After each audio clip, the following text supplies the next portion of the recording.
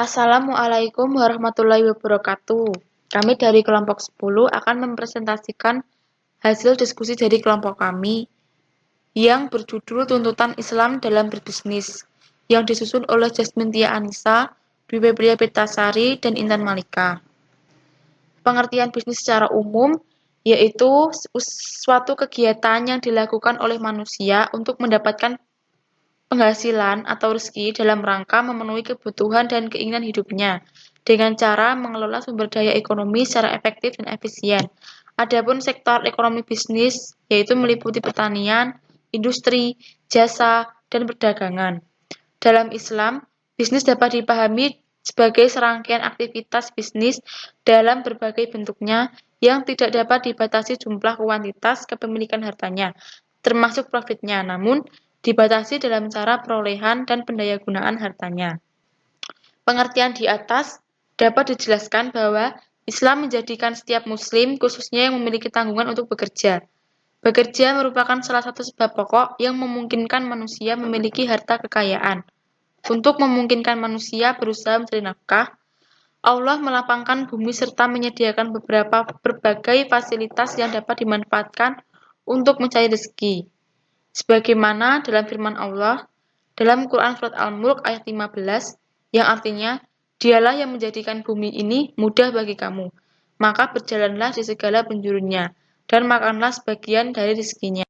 Hukum bisnis dalam Islam adalah mubah. Selama tidak ada dalil yang mengharamkannya, pelaku bisnis dapat melakukan aktivitas bisnis selama tidak bertentangan dengan kaidah syariah. Prinsip bisnis yaitu yang pertama ada customer orient dalam bisnis. Rasulullah menerapkan customer orient yaitu bisnis yang selalu menjaga kepuasan pelanggan. Untuk memuaskan pelanggan, itu ada beberapa hal yaitu adil dalam menimbang, menunjukkan cacat barang yang diperjualbelikan, menjauhi sumpah dalam jual beli, dan tidak mempraktikkan apa yang disebut dengan bai najasi, yaitu memuji keunggulan barang padahal mutunya tidak sebagian dipromosikan. Hal ini juga berarti membohongi pembeli. Yang kedua, halal dan baik, yakni bermakna legal. Sesuai dengan aturan Allah Subhanahu wa taala, Allah berfirman yang artinya, "Wahai manusia, makanlah dari makanan yang halal dan baik dan terdapat di bumi. Dan janganlah kamu mengikuti langkah-langkah setan. Sesungguhnya setan itu adalah musuh nyata bagimu." Artinya, selain hal dan baik, pebisnis tidak boleh mengikuti perilaku setan. Dengan kata lain, halal dan baik diikuti dengan takwa kepada Allah dan mensyukuri nikmat Allah. Yang ketiga, ada adil dan seimbang. Dalam Islam terdapat perintah untuk berbuat adil. Islam juga melarang berbuat curang atau zalim. Celakalah bagi orang yang berbuat zalim, yaitu orang yang menerima takaran dari orang lain untuk dipenuhi, sementara kalau menakar untuk orang lain selalu dikurangi. Yang keempat adalah persaingan yang sehat. Dalam Islam memerintahkan umatnya untuk berlomba-lomba dalam kebaikan, yang berarti bahwa persaingan tidak lagi berarti sebagai usaha yang mematikan pesaing lainnya, namun dilakukan untuk memberikan sesuatu yang terbaik bagi usahanya. Rasulullah Shallallahu Alaihi Wasallam memberikan contoh bagaimana bersaing dengan baik dan memberikan pelayanan yang baik dan jujur dengan kondisi barang dagang serta melarang kolusi dalam persaingan bisnis karena merupakan perbuatan dosa yang harus dijauhi sebagaimana disebutkan dalam Quran Surat Al-Baqarah ayat 188.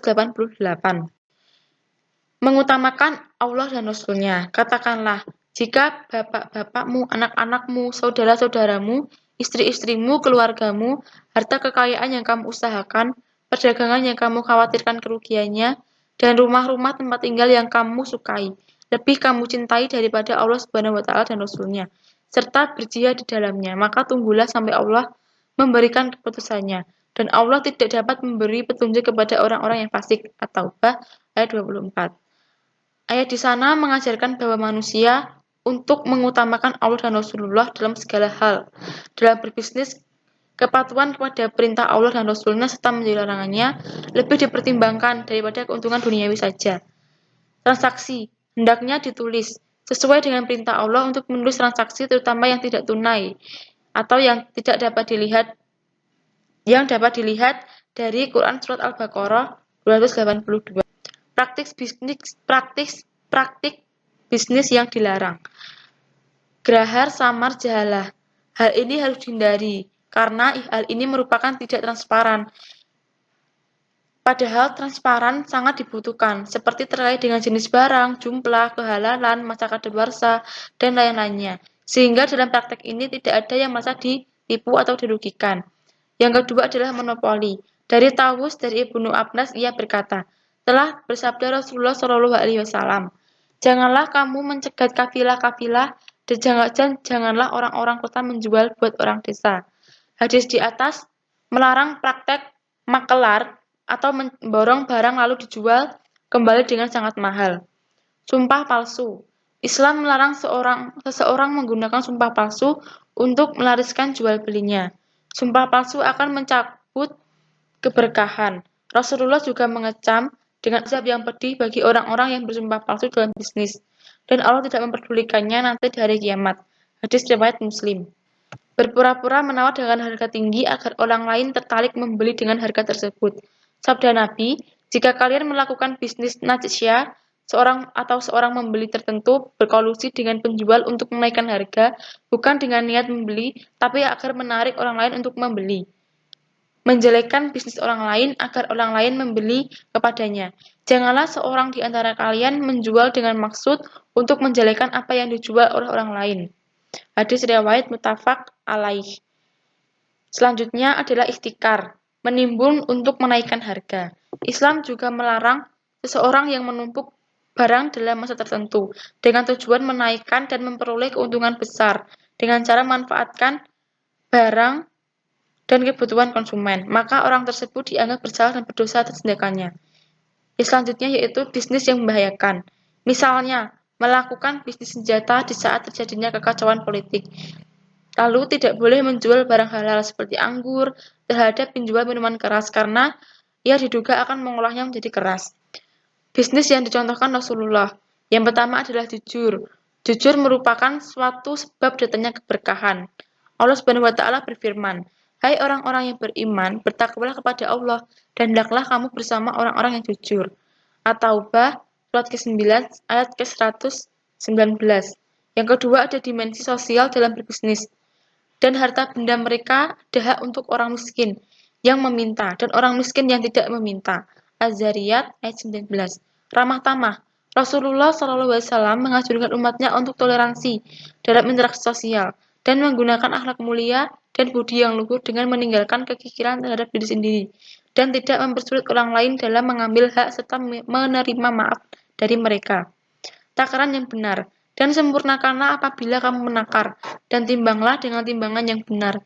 Itulah yang lebih utama bagimu dan lebih baik akibatnya. Quran Surat Al-Isra ayat 35. Selanjutnya ada bisnis tidak boleh mengganggu ibadah kepada Allah.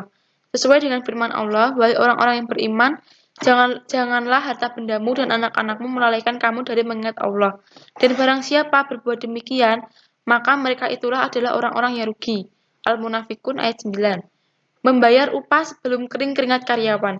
Berikanlah upah kepada karyawan sebelum kering keringatnya. Selanjutnya, sukarela. Wahai orang yang beriman, janganlah kamu memakan harta sesamamu dengan jalan yang batil atau tidak benar, kecuali dalam perdagangan yang berlaku atas dasar suka sama suka di antara kamu. Dan janganlah kamu membunuh dirimu. Sungguh Allah sangat penyayang kepadamu. Quran surat 29. Segera melunasi kredit yang menjadi kewajiban. Rasulullah SAW bersabda, sebaik-baik kamu adalah orang yang paling segera membayar hutangnya. Hadis riwayat Hakim. Dan sebaliknya, orang yang mampu membayar hutang tetapi tidak segera melunasinya, maka sama ia telah berbuat zalim. Selanjutnya yaitu memberi tenggang waktu apabila pengutang belum mampu membayar. Allah berfirman, jika ada orang yang berhutang dalam kesyukuran, maka berilah tangguh sampai ia berkelapangan dan menyedekahkan sebagian semua utang itu kepadamu. Jika kamu mengetahui. Quran Surat Al-Baqarah ayat 280. Yang terakhir yaitu bisnis bersih dari unsur riba. Suatu bisnis harus tidak mengandung riba karena riba merupakan hal yang haram dan tidak diperbolehkan dalam bisnis. Sekian presentasi dari kelompok kami. Wassalamualaikum warahmatullahi wabarakatuh.